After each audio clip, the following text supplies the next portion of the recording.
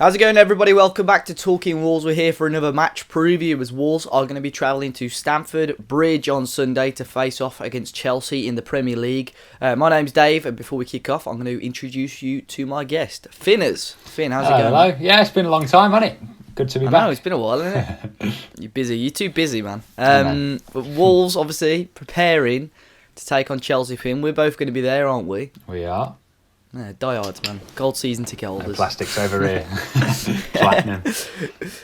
Before we kick off, though, obviously we're going to introduce you to the match stats. So Wolves going into this game in the last 5 have got 2 wins, 2 draws, and obviously that horrible loss to Huddersfield Town. And we look at Chelsea, on the other hand, who have got, I believe it's 3 wins and 2 defeats. So one of those defeats being to Bournemouth, where they lost to, well, both of those defeats, to Man City and Bournemouth, where they conceded 10 goals in both of those.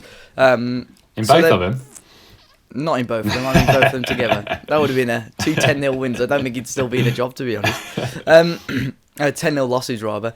But Chelsea have won all 4 of their Premier League home games against Wolves, scoring 14 goals and conceding just 2. But Wolves are looking to do the league double over Chelsea for the first time since the 1974-75 top flight campaign. And that year, Chelsea were relegated. For some reason, I don't think that's going to happen this season anyway, Finn. Wolves could be the first promoted team to do the Premier League double over Chelsea since Charlton Athletic back in the 2000-2001 campaign. Wolves have more points over the Big Six sides than any other of the 14 Premier League teams this season, and they've already avoided defeat away at Arsenal, Manchester United and Tottenham Hotspur. Chelsea have lost just one of their last 53 home league games against promoted sides. They lost out to Bournemouth in December 2015, and Wolves are unbeaten in their 5 Premier League games in London this season, winning 3, drawing 2. Finn, Chelsea, bit of a weird season for them, hasn't it? Especially over the last couple of months, they've had those up and downs. They had a half-decent performance in the Carabao Cup final, but obviously that situation with Kepa. Sarri at times has been this close to losing his job. How do you think their season has gone so far?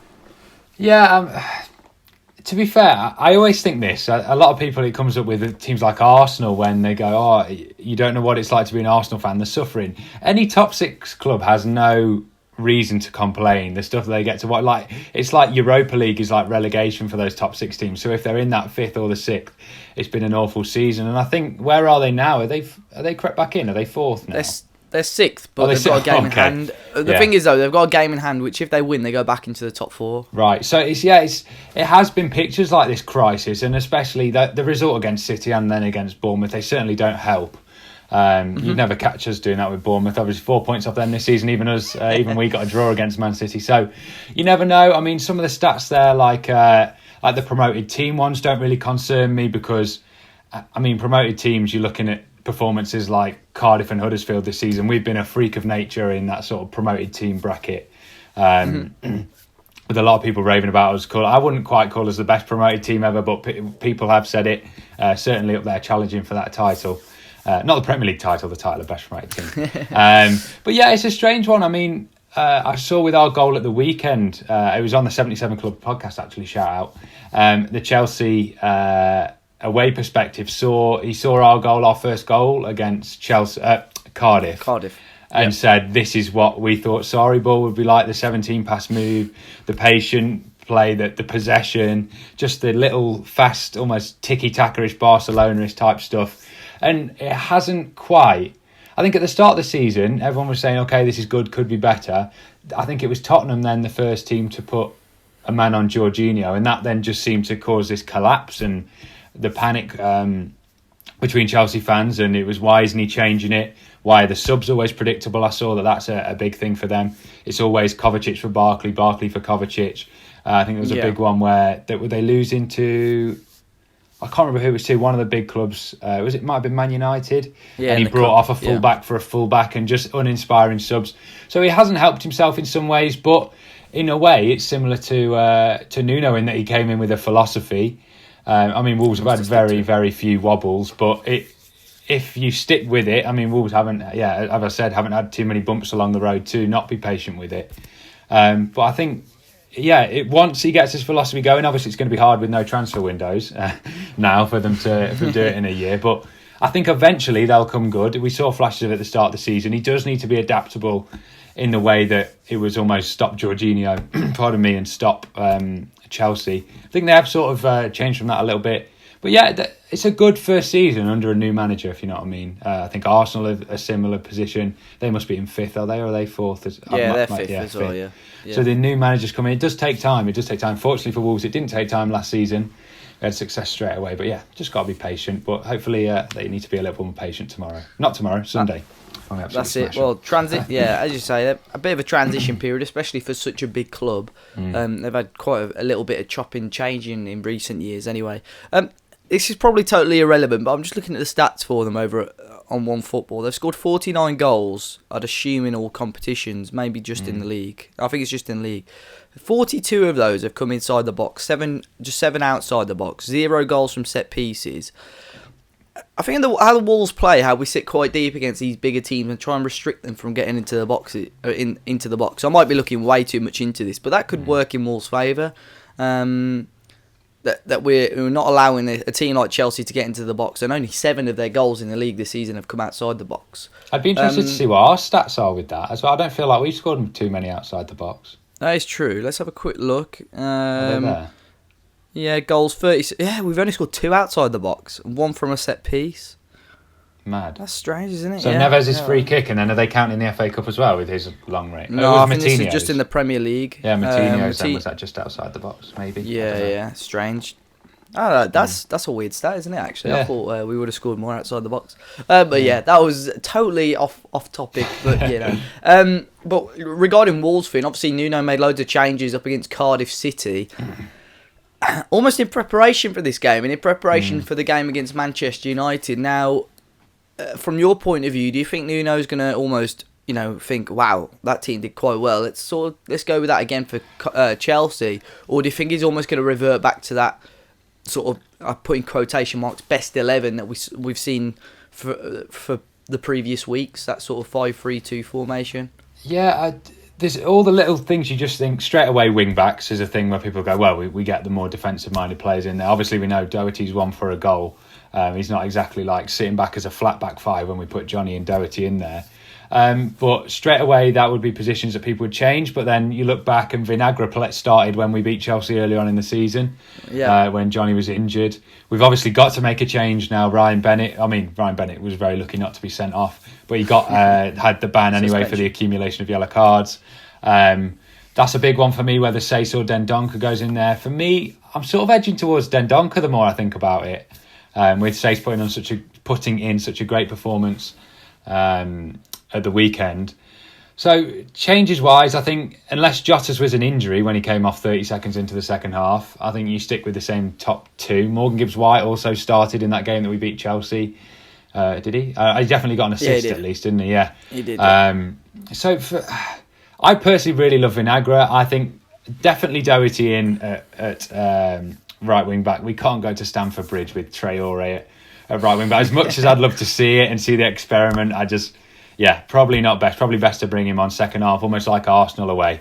If we can get a goal, have something to cling on to, and then bring him on. That, because for me, that was when his stock was highest after that Arsenal. Maybe last weekend, but also that Arsenal game. I remember Arsenal Fan TV, one of the guys saying they want to sign Traore after that performance. So, maybe further up the field for that one. For me, Vinagre and Johnny, I wouldn't complain either way. And then it's the debate. What would you think between Dendoncker and Sace? I think you're probably right. I think Sace, I don't want to say he looked out of place as such, but he didn't look overly comfortable in a defensive position. And whenever he's actually played midfield this season, he's been all right, hasn't he? And I think he did very well against Cardiff.